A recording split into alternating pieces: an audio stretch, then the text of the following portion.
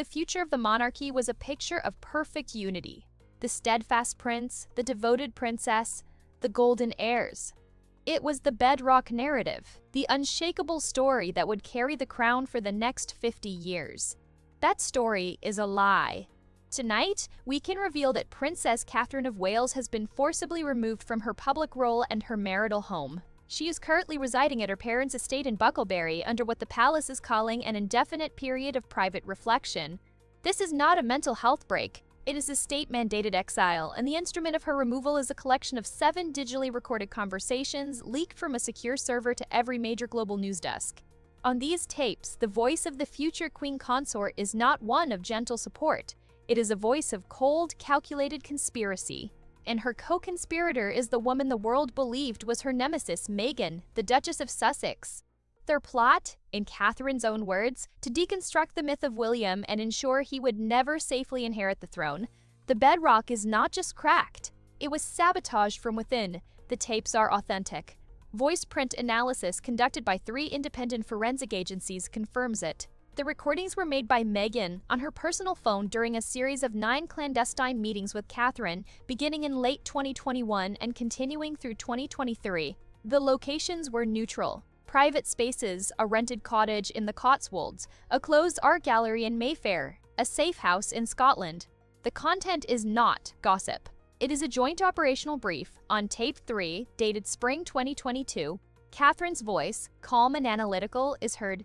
The vulnerability isn't the institution, it's his relationship to it. The pressure to be perfect, to be the savior after the chaos Harry caused. It's a fracture line. We don't attack the crown, we amplify the pressure on the fracture. Make the weight of the future feel like a punishment, not a purpose. His temper will do the rest. Meghan responds, the media narrative writes itself. The pressured prince, the heavy crown. We feed them the vocabulary. He'll start to believe it. He'll become isolated, erratic. The contrast will be illuminating. The contrast they refer to is Catherine herself. Their plan, as detailed over the subsequent tapes, was a psychological 2-step. Meghan, from the outside, would continue her public campaign portraying the monarchy as a toxic, racist institution, a narrative that would fray William's patience and paint his defense of it as archaic. Catherine, from the inside, would passively enable his worst instincts. She would subtly agree with his most paranoid views about the press, quietly endorse his coldness towards Harry, and never provide the calming, stabilizing counterweight she was famous for. She would let the fracture widen until William's public image transformed from future king to brittle, unlikable autocrat. Tape number 5 is the most devastating. Catherine discusses leveraging William's deepest insecurity, his fear of being compared unfavorably to his mother, Diana. She says, the Diana card is the ultimate key. The public wants him to be her emotional heir, but he's his father's son. We let that tension simmer. We don't manufacture it. We just refuse to resolve it for him. When he struggles, I am sympathetic, but distant. The void where a solution should be will consume him. This reveals the plot's true chilling nature. It wasn't about Catherine seizing power for herself. It was about engineering William's failure.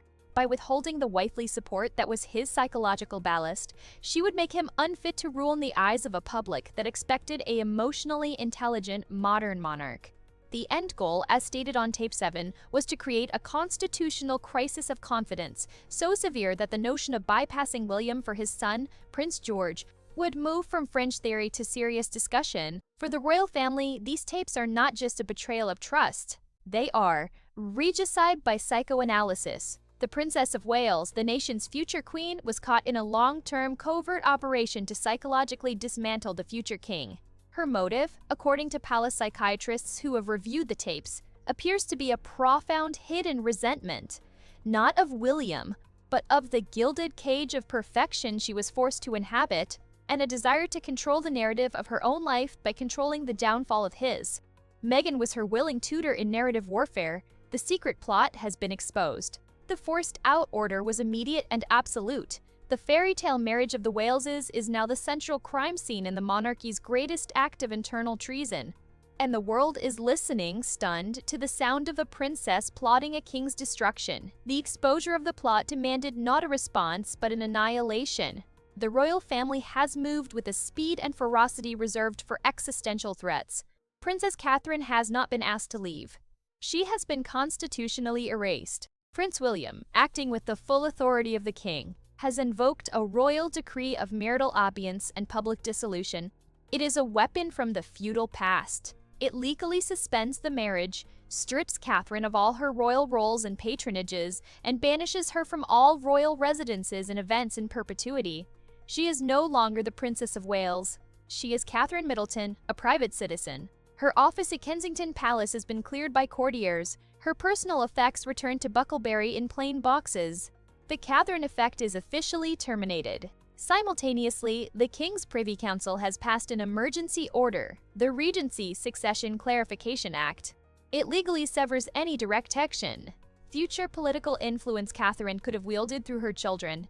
While George, Charlotte, and Louis remain in the line of succession, the act mandates that upon William's accession, a council of regency dominated by senior statesmen and judges, not the queen consort, would rule in the stead of any underage heir. Catherine's dream of being the power behind the throne is now illegal. For William, the personal devastation is total.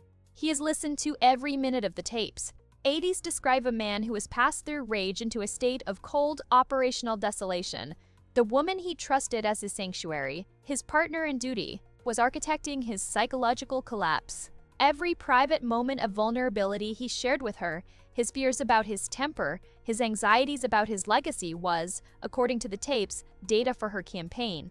He has removed himself to Sandringham alone. He is not grieving a marriage. He is debriefing from a decade-long covert operation, where he was the primary target. The global public reaction is a toxic maelstrom of shattered trust.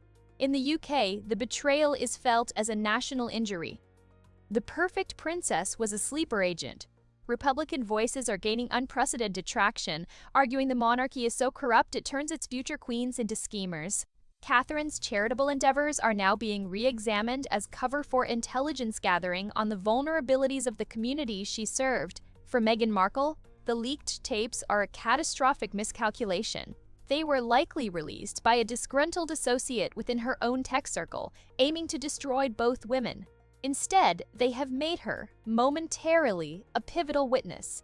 The FBI and MI5, already investigating her for other matters, now want her to corroborate the tape's authenticity and detail the conspiracy. She is trapped. To deny them implicates her in a separate crime, obstructing justice. To confirm them makes her the co-conspirator who brought down a future queen. Her value to any network or brand is now negative. She is radioactive narrative poison. But the most complex and urgent crisis is the children. George, Charlotte, and Louis have been removed from Catherine's custody by emergency court order. They are with William at Sandringham, under the care of a new vetted team. Child psychologists are attempting to explain that their mother is very unwell and told very bad lies. The children are the ultimate pawns in an ended game. Their understanding of family and loyalty shattered. William must now be both a father and a fortress, protecting them from the mother who plotted against their father's future and, by extension, their own. The royal family's public strategy is one of controlled demolition. They are allowing the story to burn, fueling it with official confirmations of Catherine's removal. The goal is to incinerate her public image so completely that no future sympathy can resurrect her. They want her remembered only as the plotter, not as a mother or a princess. Every smiling photograph is being retroactively framed as a mask. It is a brutal, necessary piece of reputation management. To save the monarchy, they must sacrifice the princess they spent 20 years building. Catherine's forced exit is complete, but the fallout is a lingering, invisible radiation. It has poisoned the public's faith, turned a prince into a solitary sentinel, and transformed 3 young lives into a protected unit. The tapes reveal the secret plot to destroy William. In the aftermath, the collateral damage threatens to destroy the very concept of a trustworthy crown. In the end, plotters do not get palaces. They get silence and exile. The demolition is complete. The new reality is a colder, harder monarchy, stripped of its last pretense of a fairy tale. Catherine Middleton exists now in a gilded purgatory. She lives permanently at her parents' estate, surrounded by private security paid for by a closed, court-managed trust and allowance, not an inheritance. She is legally forbidden from any contact with her children until they reach the age of 18, and even then, only if they initiate it. She will never give an interview, write a memoir, or make a public statement. A lifetime gag order enforced by the threat of total financial ruin ensures her side of the story dies with her. She is a ghost in a cardigan, walking the lanes of Bucklebury, her only company. The whispers of the betrayal she orchestrated and the children she can no longer hold. The monarchy has reshaped itself around the scar. Prince William rules as the sole, unquestioned center of the future. The narrative of the happy royal family is dead, replaced by the starker, more credible story of the sovereign survivor. He is a king in waiting who has faced treason from within his own bed and endured. Public sympathy has solidified into a grim, respectful loyalty. He is a father first, a prince second. His public appearances are fewer, more solemn, and powerfully effective. The laughter is gone from his eyes, replaced by a weight that the public now understands. The children are the kingdom's most precious, protected asset. They are raised within the Windsor Ring, a circle of hand-picked, intensely vetted staff and family. Their world is carefully constructed to be normal, stable, and utterly insulated. They know their mother is unwell. They do not know the details. The relationship with their father is one of fierce, quiet protection.